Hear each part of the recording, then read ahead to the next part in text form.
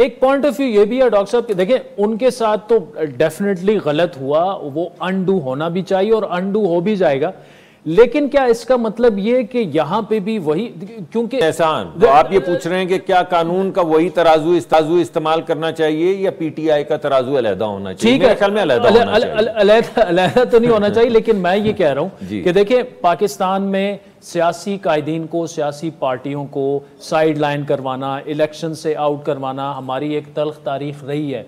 तो क्या आप इस पे श्योर हैं कि कोई और इसके पीछे नहीं है और इमरान खान साहब को और पीटीआई को बैन नहीं करवाया जा रहा, उनको साइड लाइन नहीं करवाया जा रहा? क्योंकि इमरान खान साहब तो खुद कह रहे हैं मुझे टेक्निकली नॉकआउट करवाने की मजमूम साजिश हो रही है, कोशिश हो रही है। नवाज शरीफ को हटाया गया, हमने कबूल किया, बिल्कुल किया। उनको जेल भेजा गया, हमने कबूल किया।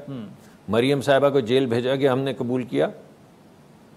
तो जो फैसला अदालत करेगी दोबारा से कबूल कर लेंगे। अच्छा, अभी उन्होंने अदालत ने एक फैसला किया कुछ देर पहले, कुछ कानून ये आइन ये कहता है कि अगर आप फ्लोर क्रॉसिंग करें तो आपकी सीट तहलील हो जाएगी। हाँ।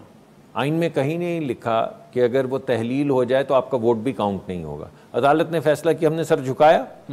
उसके कुछ दिन के बाद आपको याद होगा मेरा जब इलेक्शन था तो ये कहा गया कि साहब आप पीएमएलएन के कैंडिडेट नहीं। मैंने कहा क्यों कैंडिडेट नहीं? सुप्रीम कोर्ट ने कहा इस वजह से कि उस पर साइन जो है पार्टी सदर के हैं। कौन है पार्टी सदर? नवाज शरीफ। वो अब क्या हैं?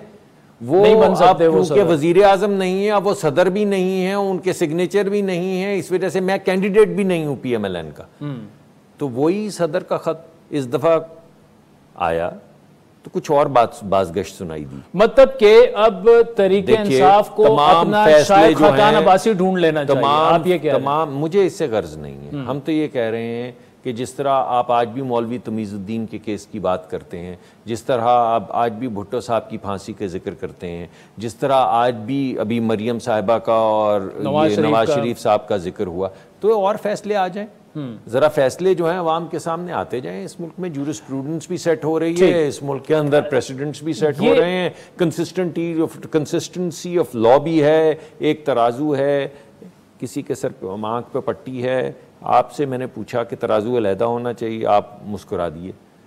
क्योंकि तराजू क्यों अलहदा होना चाहिए? तराजू तो एक ही होना चाहिए। तराजू एक ही होना चाहिए ना। उसी तराजू में अपनी गुजारिश डाल रहे हैं। कोई अलहदा तराजू तो ढूंढा नहीं, किसी और मुल्क में नहीं गए, उसके आइन के तहत उसकी अदालत में नहीं गए, उसी तराजू में गुजारिश डाल रहे हैं। आपसे मेरा सवाल ये कि चंद दिन पहले जब वो फैसला आया, आप लोगों ने प्रोसीडिंग्स का बॉयकॉट कर दिया, आपने नहीं माना, तो क्या आप इसी अदालत से माना क्यों नहीं?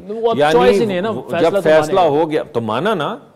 यानी बाइकॉट अगर बाइकॉट करते हैं और अगर आपको मालूम है कि हमारे मुल्क में ये रिवायात हैं कि अगर कोई किसी को जानता हो तो जजेस जनरली उनको करने की जरूरत नहीं होती। वो कह सकते हैं कि मैं जानता हूं, मेरे दोस्त रहे हैं, लेकिन मैं फिर भी इंसाफ कर सकता हूं, मैं जज हूं। लेकिन जजेस रिक्यूज कर देते हैं। क्यों?